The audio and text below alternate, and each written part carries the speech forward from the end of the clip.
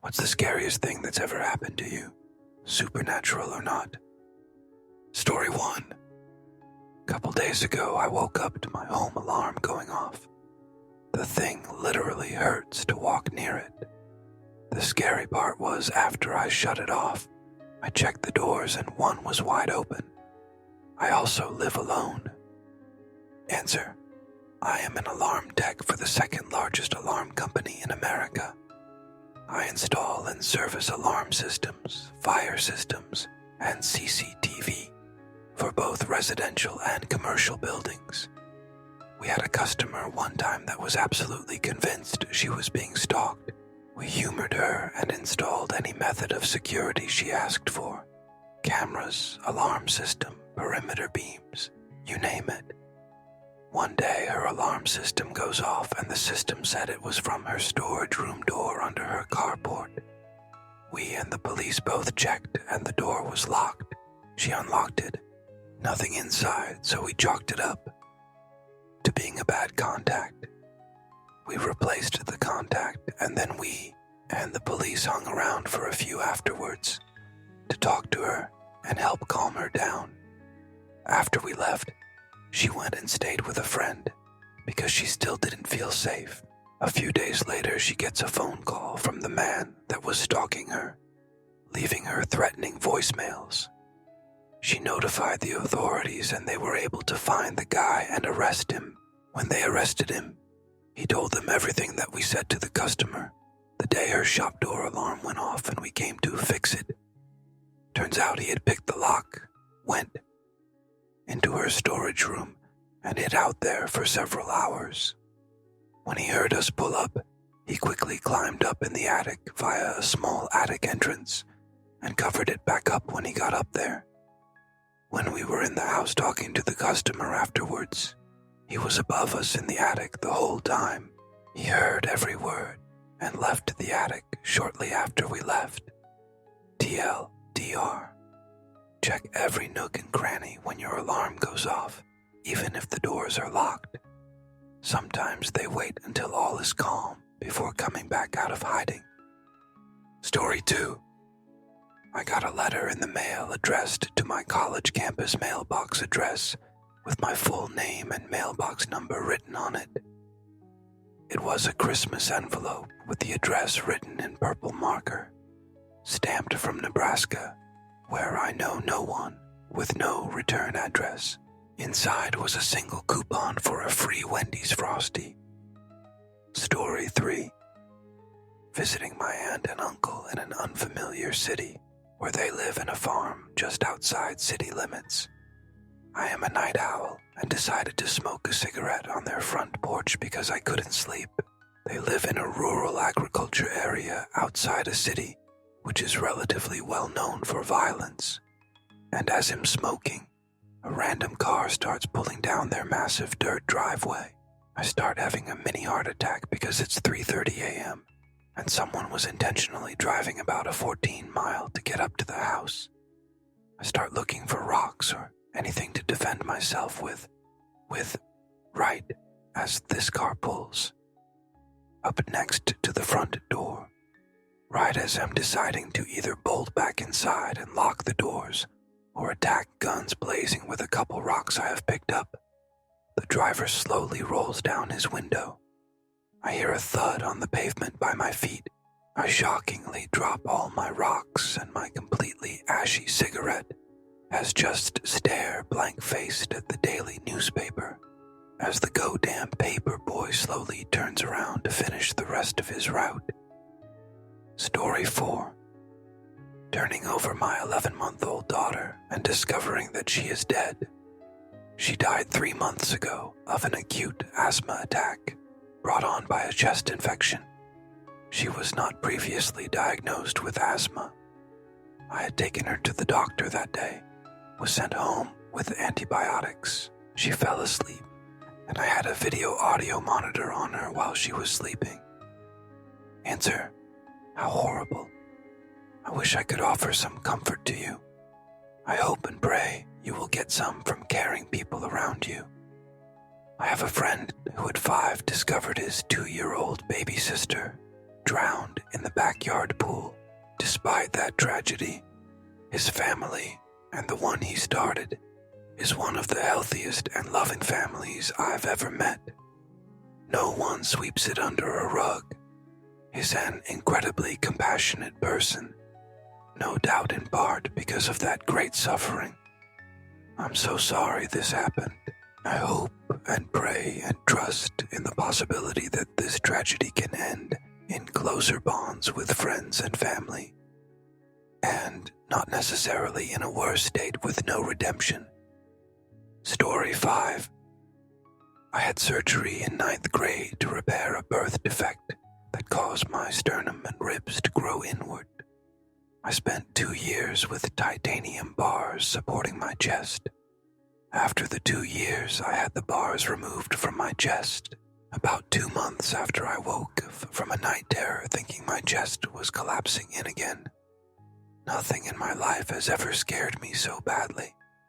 I still have nightmares about it. Story 6. I was 13 and babysitting 2 7-year-old boys. One of the boys found his dad's gun. They proceeded to point it at me and threatened to shoot me because they found it funny. I still don't know how I talked them into putting the gun away. I had been babysitting them for a year on Wednesdays. That was the last night I did, though. Answer: this exact thing happened to me. Only just one kid. Once he finally handed me the gun and felt how heavy real it was, I hid it in the bushes outside so the little shoot wouldn't see where it was and wouldn't see me crying. When the dad drove me home and paid me, I told him what happened and that his gun was somewhere outside. Good luck finding it, and next time, lock it TF up. That was the last time I babysat. Story 7. After one of my cousins died, 10-year-old girl, in hospital from cancer, I was babysitting her little sister, 4 years old, as my parents and hers were at the hospital. The 4-year-old comes up to me and says the 10-year-old was in her room, but left and said goodbye. Moment later, I get the call she had died. Fudge for life. Answer: one of my best friend's mom died in a car crash when he was younger. He and the rest of his family was waiting for her to arrive at the place they were staying over the weekend. He remembers looking out the window, seeing her standing outside the house waving to him. As he walks back to tell his family that she had arrived, they get the call that she's been involved in a terrible car crash. My friend is not religious in any way, but that experience made him certain that her spirit lives on. He's very glad that he got the chance to see her one last time. Maybe you can try to feel the same way about what you experienced. Story 8. Fell into a tree well while backcountry skiing 30 years ago. If a member of my group had seen it happen and saved my jerk, that would have been it for me. Edit. This one got legs. I'm copying and pasting extra info I provided to some of the people who asked for details. What happened to me was that I ended up dangling upside down. I fell near the tree and toppled in. It all happened pretty fast. I suspect the fall may have been caused by snow giving way beneath me, which might explain why I fell toward the tree rather than away from it. If that's what happened, then the tree well caused the fall itself, not just the predicament that followed. I needed to release my bindings to get out. I had enough core strength to get a hand on one, but no leverage to pop it open. There were no other branches within reach that I could use to climb my arms up, so that's how they would have found my body in the spring, presuming nothing else found me first. I was dangling high enough up that I was clear of the snow, but others aren't as lucky. If you auger head first into the snow and can't get free, you've got a bit of time, but then you suffocate. I was a New Englander skiing in conditions we don't get back east. Contrary to popular belief, we do get some powder days. but not as many and not with a 10-foot base. An experienced Westerner wouldn't have skied as close to the tree as I did. I was with a pack of locals who wanted to show me a good time skiing off the backside of a major ski area. Fortunately, our leader hung back and kept an eye on the rest of us. It took him a bit to get to me, but he found me and popped my bindings. We both laughed when I fell headfirst into the snow below, but it was a nervous laugh. We both knew my jerk was grass if he hadn't been in the right place at the right time. If you Google tree well deaths, tree well safety, and/or tree well escape, you can learn more about the risks, how to avoid them, and how best to try to escape. There are also lots of sad stories about people who weren't as lucky as I. Story 9. Fell asleep in the living room watching TV. Wake up around midnight to my dad walking past me. He heads to the side door, unlocks it, and starts walking to the chicken coop. By the time he's outside, I'm up and following after him, calling out in a whisper, "Dad, what are you doing?" No response. I think maybe he can't hear me despite being only a few steps behind him. Dad walks into the chicken coop, and I lose sight of him for about 2 seconds. I walk into chicken coop and it's empty. I'm very confused now. There's only one door for the coop and I'm standing in it. Suddenly, there's a hand on my shoulder, almost jump out of my skin and whirl around. It's my dad. He heard me walking outside, had followed after me trying to call out my name, but for some reason I hadn't heard him. Answer, "Oh, I've had a similar experience. I was sharing a room with my little sister at the time.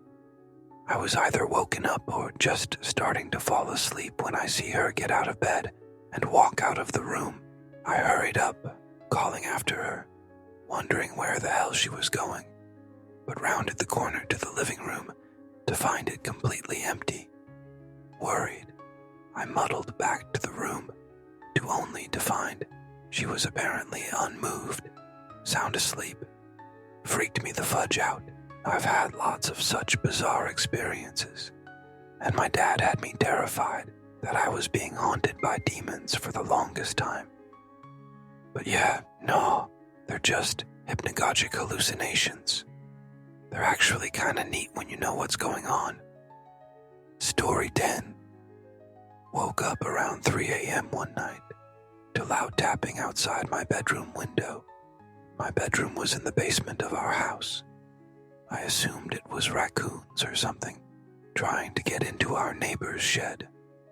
After listening for a while longer, I managed to fall back asleep. In the morning, I brought up the noise to my mom, who said she had heard a similar noise coming from that same side of the house. Only she got out of bed and went to the front living room window to investigate. What she saw was a man emerge from between our house and our neighbor's place. He stopped in front of our home, took a long look, before removing a pair of latex gloves, and then proceeded to walk down our street. I assume he was testing for weak spots or something, and luckily did manage to make it inside that night. Story 11. My family narrowly missed an armed carjacking. When I was about 10, a guy waved my family's car, wagon full with my parents up front, me and my 2 siblings in the back, and dog in the way back, down about 2 blocks away from where we lived. My dad, being the nice guy he is, pulls over and the dude walks up to my mom's door. She rolls the window down, and the guy casually reaches in and opens the door and grabs my mom to pull her out. She screams, "Go," or something of the sort, and my dad floors it. We blast out of there and my mom shuts the door. In the rear window, the dude is jogging after us, holding a pistol. We speed past our house and drive around for 5 minutes before my parents decided that we have to go home. There's nothing else we can do. Pulling back into our driveway was the most scared I've ever been in my life. This is all pre-cell phone, or at least before everyone had one. BT View. Story 12. Wife texted me to say she lost our Tuyo in Tokyo. We are Canadians. A stranger brought him back. She turned her head away a few seconds to pick up something our son had dropped, and he had run into an elevator. Answer: when I was 4 or 5, I did something similar to your 2-year-old. My sister and I raced to the elevator of our hotel in Hong Kong while our parents were just leaving the hotel room. The elevator opened and I pressed a bunch of buttons and it suddenly closed on me. It then opened again and I couldn't find my parents or my sister. The hotel floors all looked the same, which I didn't know at the time as it was the first time I remember being in a hotel, or in an elevator for that matter. I started crying in the hallway, thinking I would never see my parents or sister again. These two. Housekeeping staff heard me and brought me into a room where they gave me cookies and milk to stop me from crying. They then proceeded to take me to the lobby thinking that my parents would be there. They were, and as soon as I saw them, I ran as fast as I could and gave them a hug. Story 13. Guy tried to kidnap me off the side of the road, grabbed me and pulled me into his truck. I hit him with a bag of 1-liter bottles I had just gotten from the corner store and took off for the woods. Glad he decided to take off instead of chasing me. Answer: I have a memory of almost being kidnapped that my mom swears was just a dream. I still vividly remember this man's face. I can say exactly where I was and which direction his white Toyota truck was facing, and remember the only reason I got away was some dumb excuse I said. He had gently grabbed my arm from the driver's side door as I stupidly walked up to his truck when he pulled over to ask a question. I got really nervous, but said something like, "Sure, just let me grab a drink and I'll be right out," and pulled my arm away and ran inside. My mom never believed me and said it must have been a nightmare because of all the stories on the news about the missing girls in a different town in our state. I think it was Spotsylvania or something. I don't know, but the memory scarred me. Story 14. I've told this story before, but it always sticks with me and gives me goosebumps when I think about it. I was driving home late one night when I saw a girl on the side of the road asking for help. I distinctly remember every nerve in my body suddenly going on edge, and I locked the doors as I drove past. Old car had manual locks, but something was telling me that no matter what, I shouldn't stop and help this girl. As I went by her, I remember her yelling, "Fudge you." I felt guilty for not doing anything about it, so next morning I looked up reports in the area to see if I could find information on her. Turns out a guy got carjacked in the exact same area trying to help a girl in distress.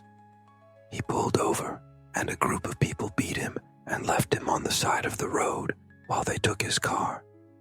The girl in the report perfectly matched the description of the girl I saw. Answer: good call. Reminds me, if you've ever played Fallout 4, there's a random interaction you can run into where a woman is stood outside of an OKD warehouse desperately calling for help. If you approach her, she says a friend of hers is really hurt and she needs your help to save them. Leads you inside the warehouse right to a trap where you get jumped by like 4 dudes. After you fight off the ambush and start looking around, there's a huge hole in the floor of the warehouse, and at the bottom it's filled with dead bodies of people who fell for the trick, corpses looted of valuables. This might sound absurd, but there's actually a lot of strangely useful and relevant skills I've learned from playing video games. From math skills, to strategies I've even used when planning stuff during training in the military.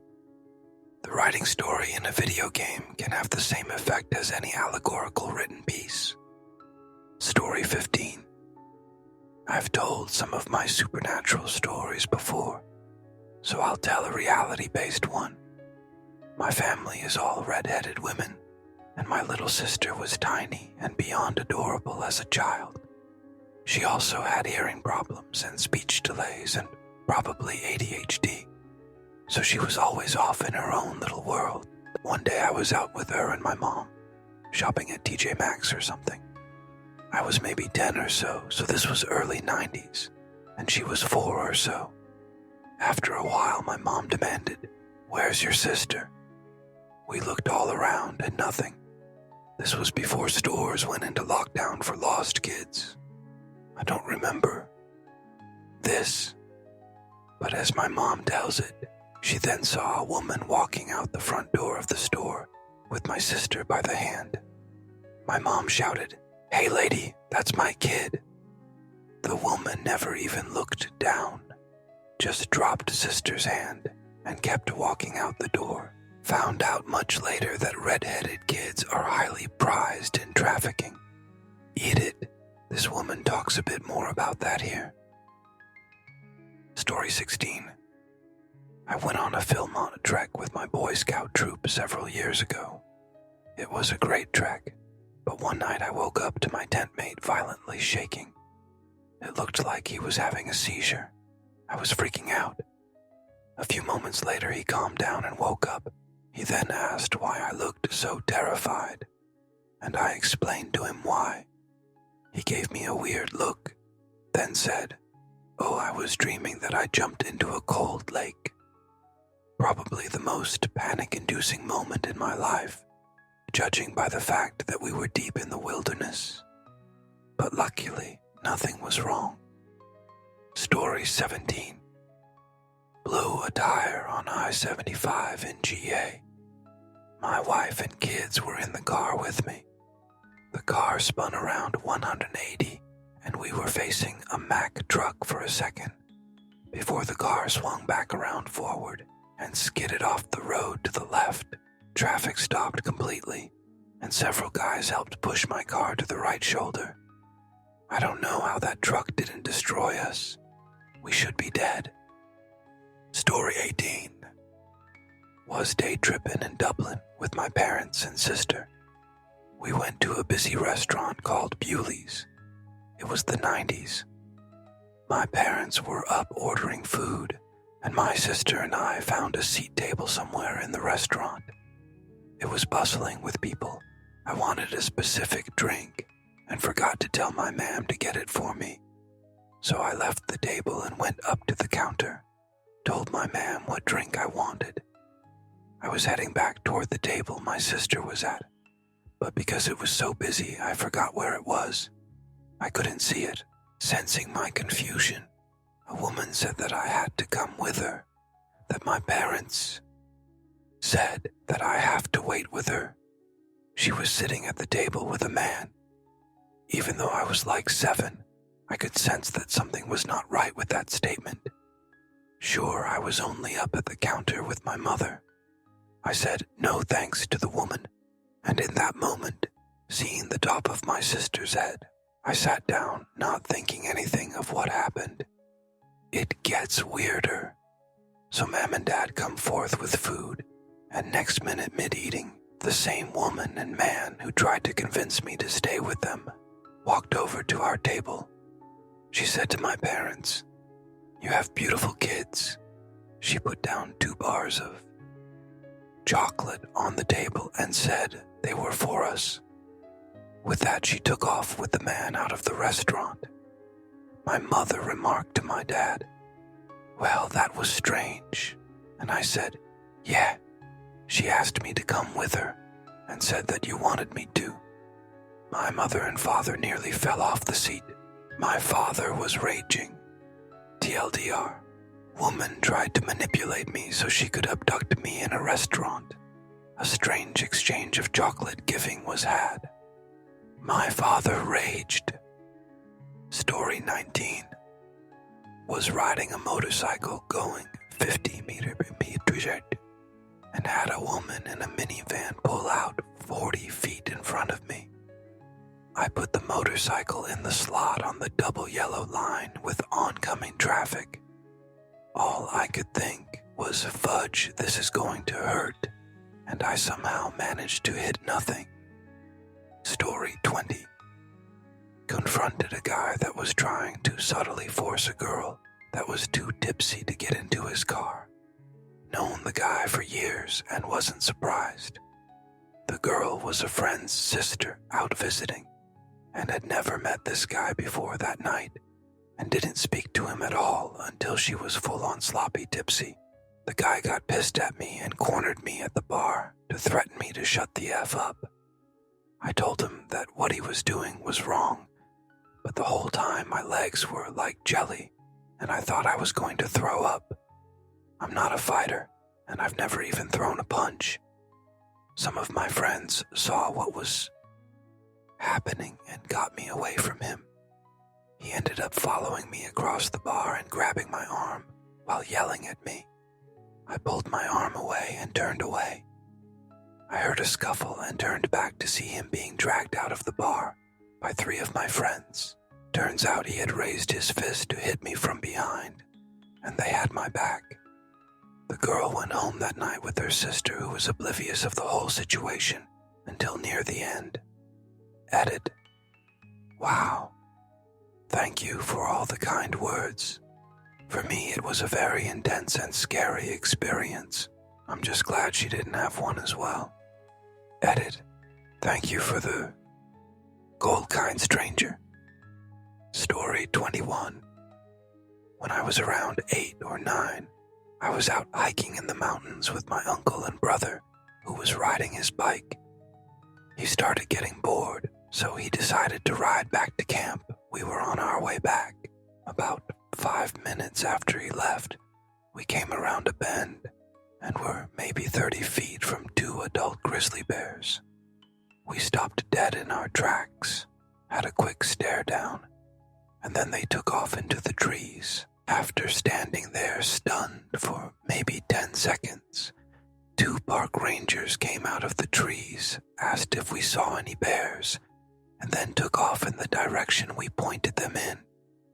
After the brief exchange, my uncle remembered my brother ran ahead and started panicking. He picked me up. I never was a big kid, maybe 50 pounds at the time, and ran all the way back to camp to find my brother sitting there. There